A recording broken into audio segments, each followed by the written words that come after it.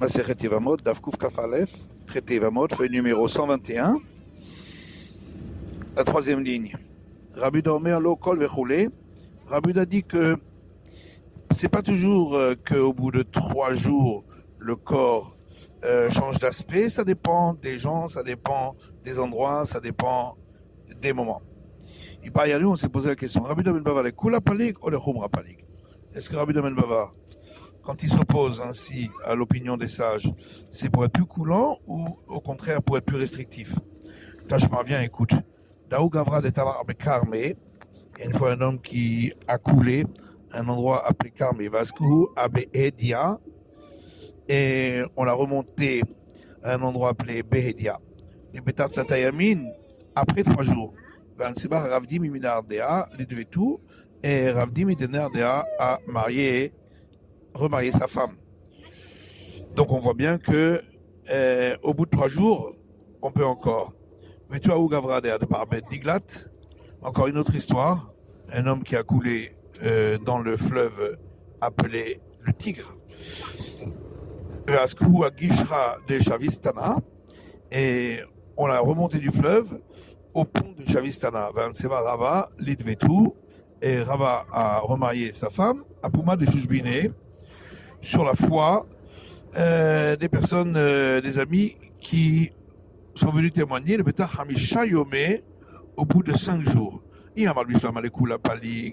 Alors ça va bien si tu dis que Rabbi Yehuda, il s'oppose à l'avis des sages en étant plus coulant, et nous, David, que Rabbi Yehuda Ben Bava. Donc eux, ils ont fait comme Rabbi Yehuda Ben Bava. Et là, il y a mal de Khumra Palik. Mais si tu dis qu'il est plus exigeant, et nous, David Keman, ils ont fait comme qui? Shanemaya de Tzamte. La Gemara dit c'est différent quand il est dans l'eau, parce que ça le conserve. Et donc, même après 3 jours, d'après tout le monde, on peut encore le reconnaître. Pourtant, on a dit auparavant que l'eau, elle fait empirer les blessures. Mais ça, c'est dans le cas où il y a une blessure. Mais dans le cas où il n'y a pas de blessure, ça empêche le corps de gonfler. Et ça, c'est seulement si au moment où on l'a remonté, on l'a vu immédiatement. Mais si on l'a fait attendre, le corps gonfle. Matiti, Misha suivante. Si il est tombé dans l'eau, que ce soit un endroit où on voit les rivages de tous les côtés, ou bien qu'on ne voit pas les rivages de tous les côtés, la femme est interdite. Rabbi Meir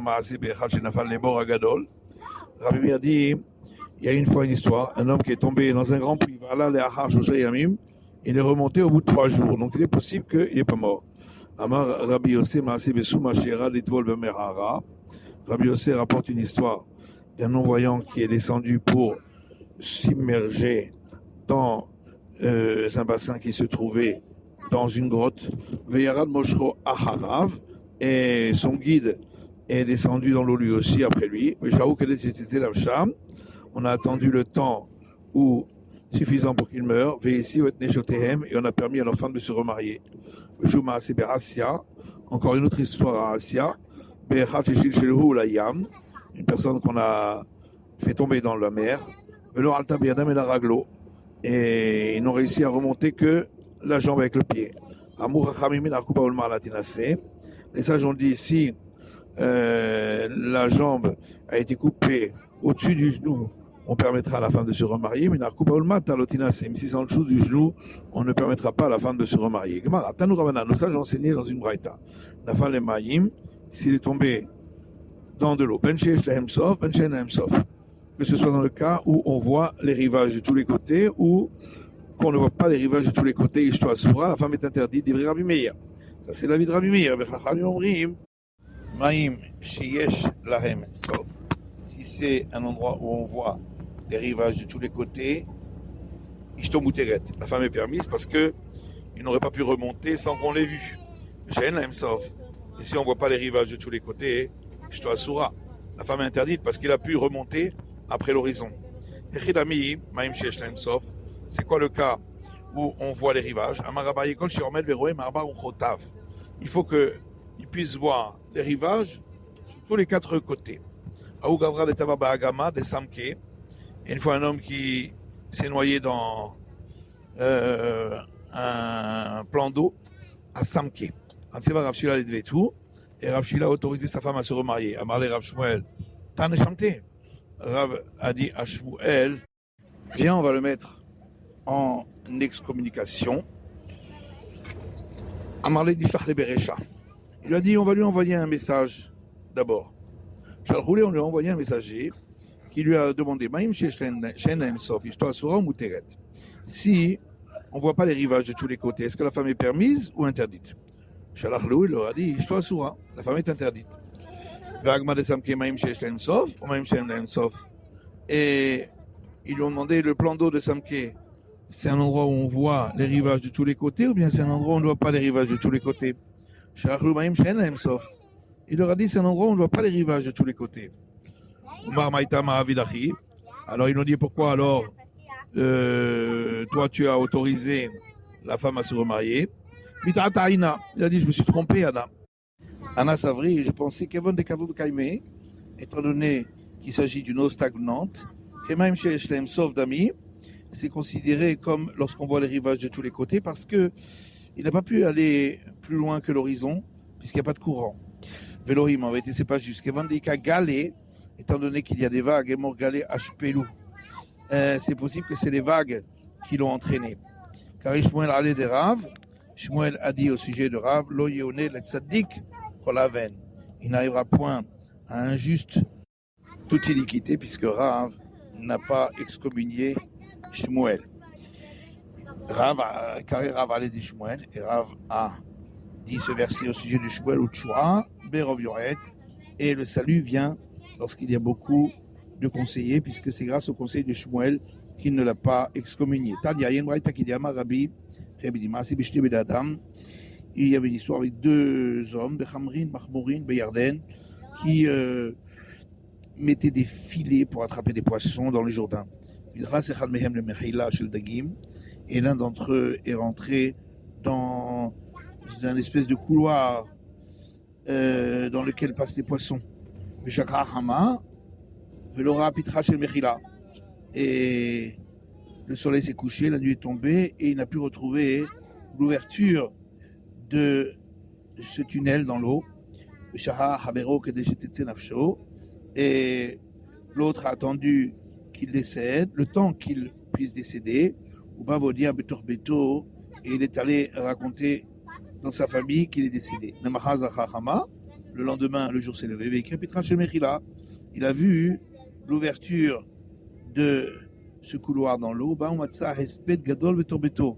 Il est revenu chez lui et il a trouvé qu'on faisait une grande élégie funéraire dans sa maison à cause de lui. Alors Rabbi a dit combien sont grandes les paroles des sages. Qui ont dit que dans de l'eau on voit les rivages, la femme est permise. Si on ne voit pas les rivages, la femme est interdite. Alors, même si on voit les rivages, on devrait craindre qu'il y ait un couloir dans l'eau dans lequel passent les poissons et qu'il était caché là-bas. La Gemara dit, dans de l'eau où on voit les rivages,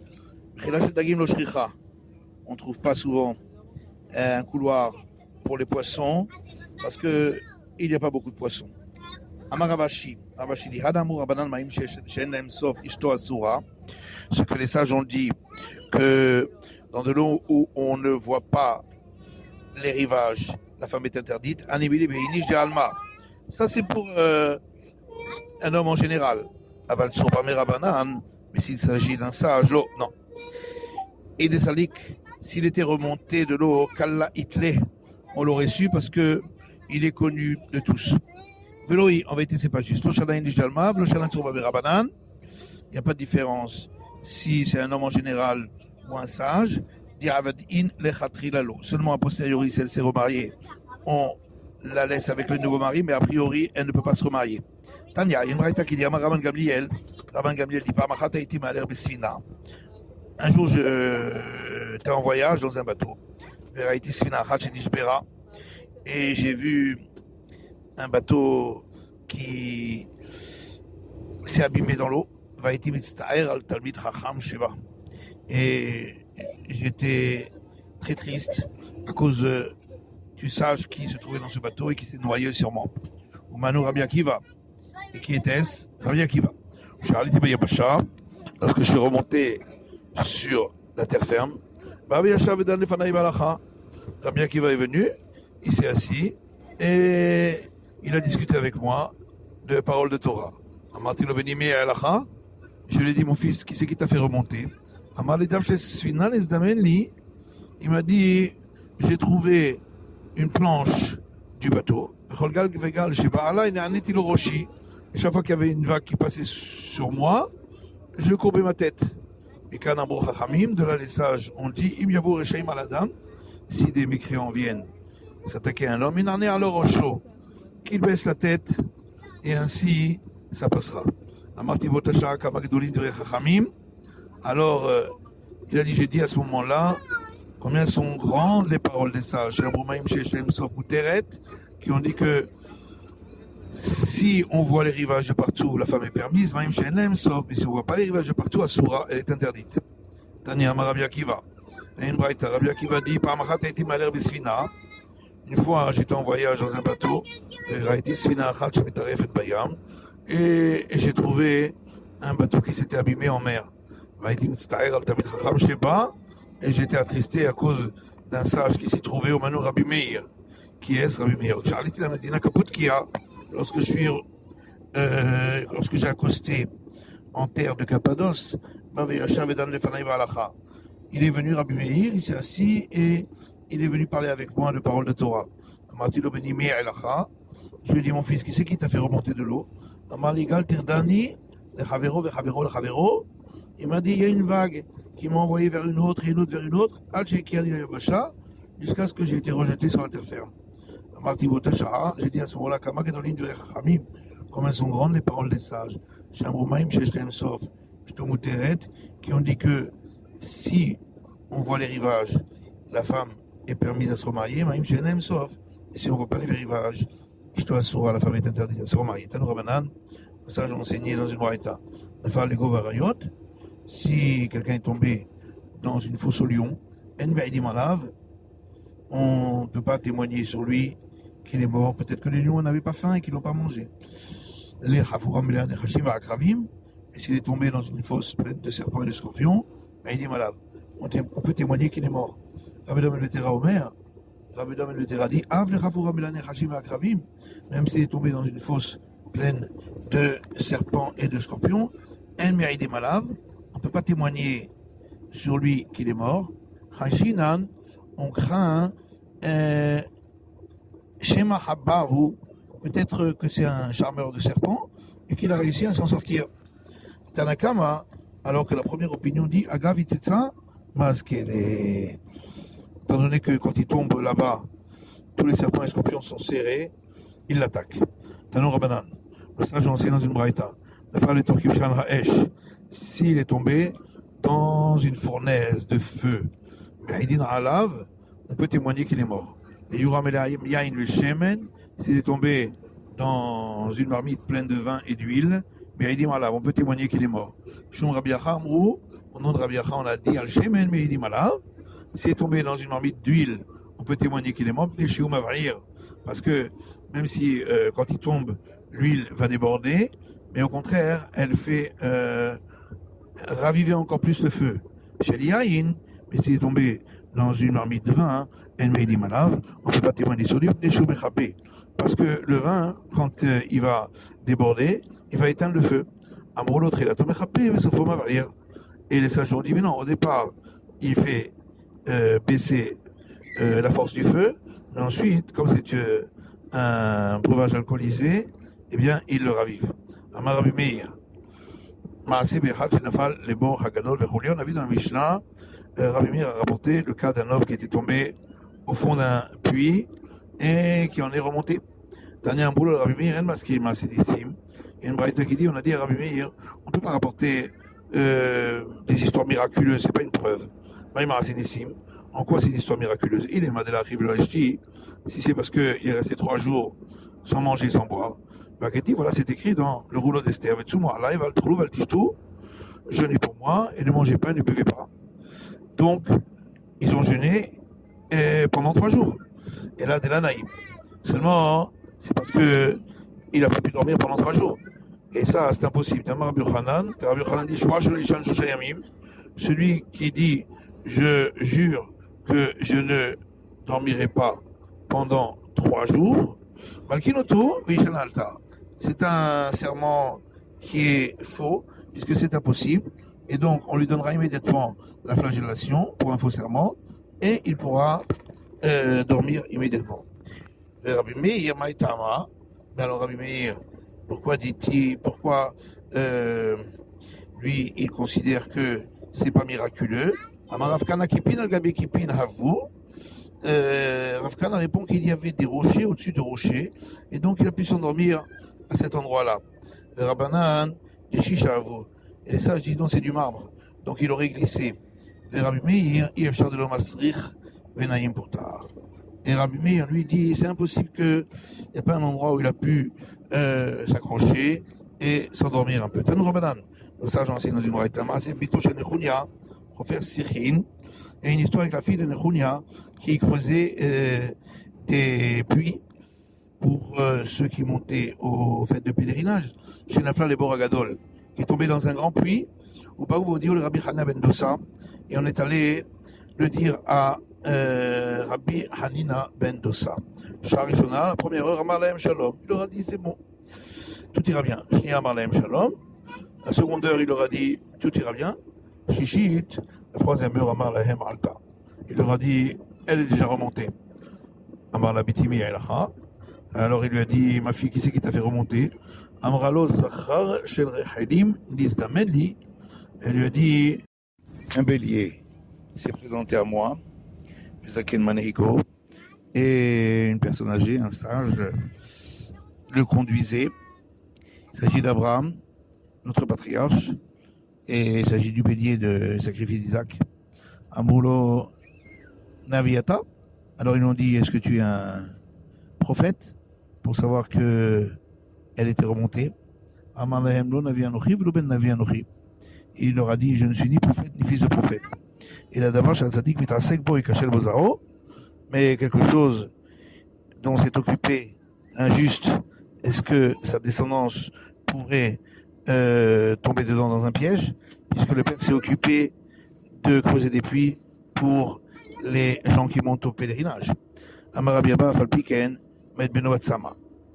Rabbi Abba a dit, malgré tout, son fils est mort de soif. Shenema, comme il est dit dans les psaumes suivants, Nisara Melod.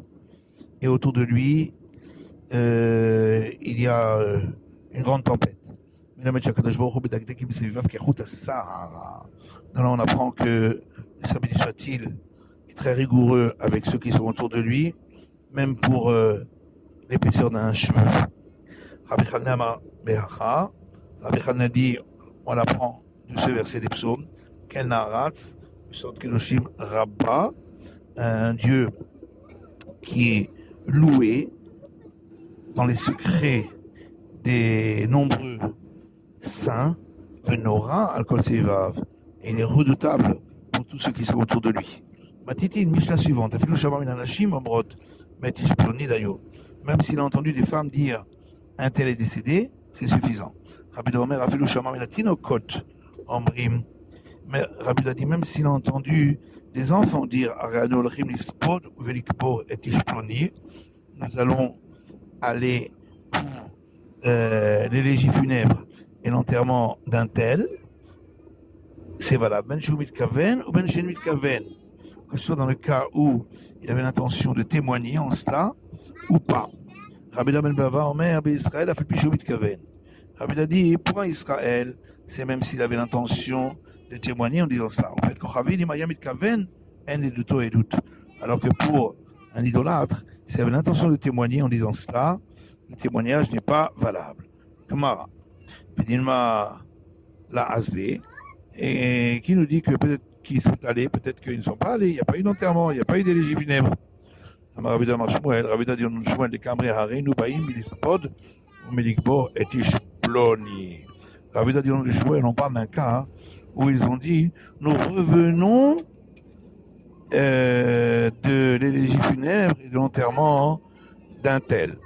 Mais dis-moi, comme ça, Alma Shachivle, vas-y, Koulal Shemé.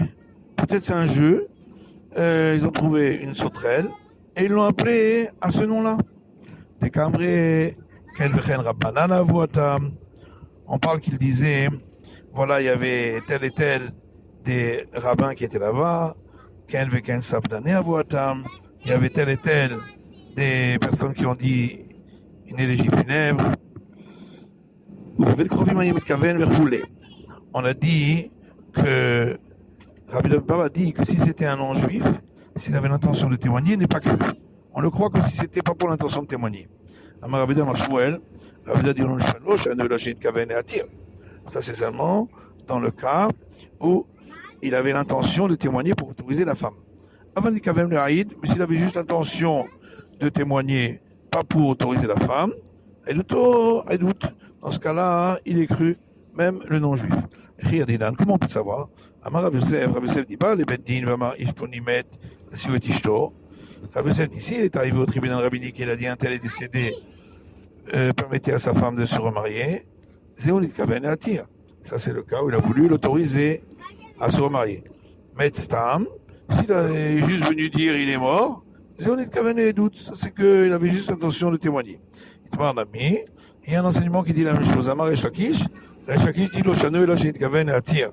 On a parlé que dans le cas où il avait l'intention d'autoriser la femme à se remarier. Mais s'il avait juste l'intention de témoigner, et doute, le témoignage est valable. Alors Rabbi Yochanan dit, n'est-ce pas, c'était comme ça l'histoire avec Oshaya, le sage, chez Hitiram, im shmonim vechamisha zekenim, qui les a autorisés à se remarier sur la foi d'un non-juif avec 85 autres sages. Et il leur a dit, nos sages nous interdit que lorsqu'il a l'intention d'autoriser la femme à se remarier, mais s'il avait l'intention de témoigner simplement, et le Torah est doute, le témoignage est valable. Et les sages n'ont pas été d'accord avec lui. Eux disent que dans tous les cas, le non-juif n'est pas cru. Et là, mais alors, notre Mishnah qui dit que pour le non-juif, s'il avait une intention, son témoignage n'est pas valable, mais s'il n'avait pas d'intention, c'était valable. Alors, c'est quoi le cas où c'est valable? Comment ça? Quelqu'un qui parle comme ça, qui raconte une histoire sans aucune intention particulière. Kaoud avec Amar Vazil, comme il y avait une fois un non-juif qui parlait en marchant et qui disait Manika Be'huza Rivae, Manika Be'rivae, qui c'est qui se trouve dans la maison de Rivae, qui c'est qui se trouve dans la maison de Rivae, Shachir Rivae, Rivae est décédé, Vanseva, Rav Yosef, Lidvetou, et Rav Yosef a autorisé sa femme à se remarier. Kaoud avec Amar Vazil, Vaile, et Parcha Zeriza, Davé Bepum Petita, il y avait un non-juif, qui disait en marchant, ah, dommage pour ce cavalier très rapide qui se trouvait à Pumbelita et qui est décédé. C'est pas Rav Yosef. Et Rav Yosef a autorisé sa femme à se remarier. Mais Tema Rava, certains disent Rava, et tout, donc sa femme. Aoud avait Kama Vazil, Man Ika Ber Hassa. Il y avait un non-juif qui parlait en marchant et qui disait, qui se trouve dans la maison de Hassa? Tama Hassa. Hassa s'est noyé. Amar Rav Nachman, Aelokim, Achlou Kavre, les Hassa. Et Rav Nachman dit, je peux jurer que des poissons ont mangé le corps de Hassa. Mais les bourrées de Rav Nachman, Azla de Betrou de Hassa, Ben Seba. Parce que la femme de Hassa a entendu les paroles de Rav Nachman, elle est allée se remarier. Et on ne lui a rien dit. Amar Rav Ashi, Shmamina, Rav Ashi dit, on apprend de la Had, Amor Rabbanan Maim Shen Naim Sof, Ishto Asura, que lorsque les sages ont dit que si c'est un endroit dans l'eau où on ne voit pas les rivages de tous les côtés, la femme est interdite, ça c'est seulement a priori. Mais si elle s'est remariée, comme c'était le cas ici, on ne lui dira pas de divorcer. Et cas d'Amré, d'autres disent, que c'est Rav Nachman lui-même qui a permis à cette femme de se remarier. Amar Chassa Gavra Rabaïté, il a dit, Chassa c'était un grand homme, imita de Salik, Kalaitle, les Milta. Si vraiment il était remonté de l'eau, eh bien on l'aurait su. Il y aurait une rumeur. Velohi, Loshana Gavra Rabba, Loshana Lav Gavra Rabba. La Gemara dit c'est pas juste, il n'y a pas de différence si c'est un grand homme ou pas un grand homme. Dit Avad in Khatrilalo. A posteriori, si elle s'est remariée, on la laisse, mais a priori, elle n'a pas le droit de se remarier. C'est la fin de l'étude du Daf Kuf Kaf Aleph, de la feuille numéro 121.